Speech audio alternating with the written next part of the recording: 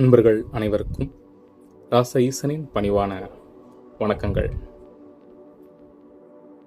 இன்றைய தினம் சித்ரா பௌர்ணமி, சித்திரை மாதத்தில் வரக்கூடிய பௌர்ணமி.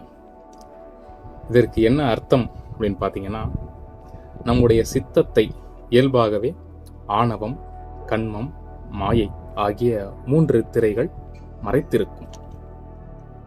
அவ்வாறு சித்தத்தை மறைத்திருக்கக்கூடிய அந்த திரைகளை கடந்து சித்தத்தின் வழியாக சிவத்தை அடையக்கூடிய நாள் இந்த சித்ரா பௌர்ணமி ஆகும்.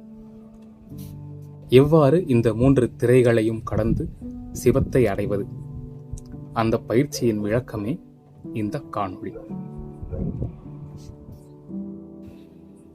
சித்ரா பௌர்ணமி அன்று சந்திரோதயத்தின் பொழுது சந்திரனின் ஒளியையும் அதன் வடிவத்தையும் கண் இமைக்காமல் 20 நிமிடங்கள் உற்று நோக்கவும். அதன்பின் கண்களை மூடி அமரவும்.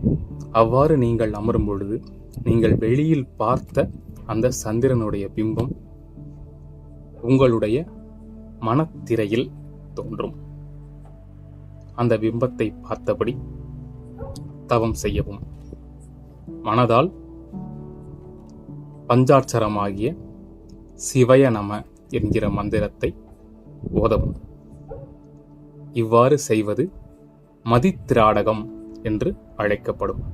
பொதுவாக இரவி எனப்படும் சூரியனை பார்த்து அதிகாலையில் கண்ணிமைக்காமல் 5 நிமிடங்கள் அந்த சூரியனை பார்த்து திராடகம் செய்வது உலக வழக்கம். ஆனால் சித்ரா பௌர்ணமி அன்று சந்திரனை பார்த்து செய்யும் திராடகத்திற்கு மதித்திராடகம் என்று பெயர்.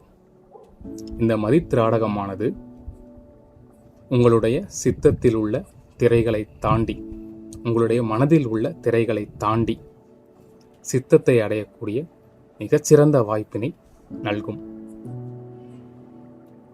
அவசியம் மதித்திராடகம் செய்யவும். மிக்க நன்றி நண்பர்களே. இவ்வாறான சித்தர்களின் இரகசிய பயிற்சி முறைகளை அறிய நமது சிவசித்த தவஞான சபையை அணுகவும்.